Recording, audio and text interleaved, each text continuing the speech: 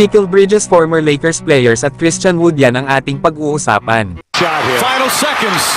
Bryant for the win. Bang! Mikal Bridges gusto maging teacher at turuan ng mga second-grade students.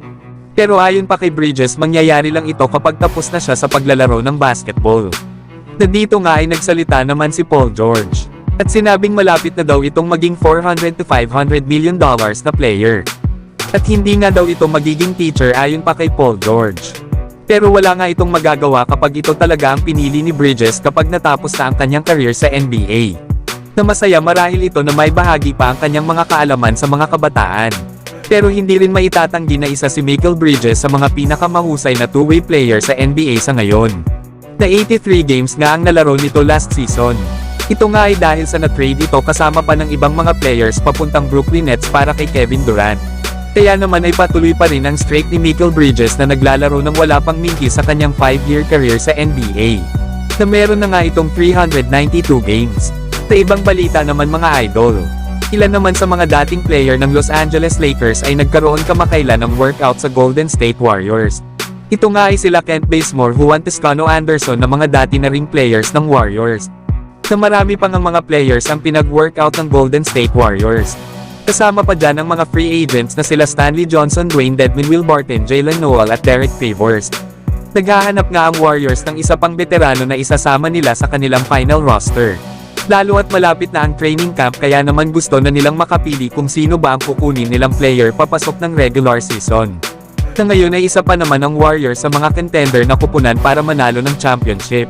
Kaya malaki din ang chance ng mga dating player ng Warriors na sila Kent Bazemore at Juan Toscano Anderson na isa sa kanila ang kunin. Lalo at gamay na nila ang sistema ng kanilang kupunan. Na itong nang si Juan Toscano Anderson ay nakasama pa ng Warriors nang nanalo sila ng NBA title noong 2022 season. Pwede rin naman nila nakunin itong si Stanley Johnson. Na maganda nga ang naging performance nito noong naglalaro pa ito sa Lakers. Lalo at bata pa naman ito na may edad lang na 27 years old at naglalaro naman bilang small forward.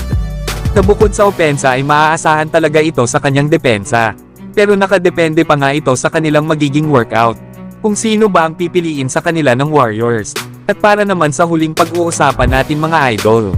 Role naman ni Christian Wood sa Los Angeles Lakers ay nabunyag na.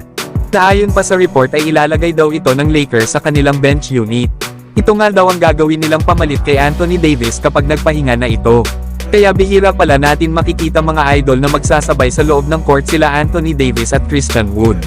Na malaking boost na nga rin ito para sa opensa ng kanilang kupunan kung sa second unit nila ilalagay si Christian Wood. Na last season nga sa Dallas Mavericks ay nag-average ito ng 16 points per game at meron namang 37% sa 3-point area. Na mukhang tinanggap na rin naman ni Christian Wood ang kanyang magiging role sa Lakers. Lalo na kung ito naman ang makakabuti sa kanilang kupunan. Na hindi rin naman natin masasabi mga idol na ganito na talaga ang sistema na gagamitin ng Lakers sa pagtagal pa ng mga laro sa regular season.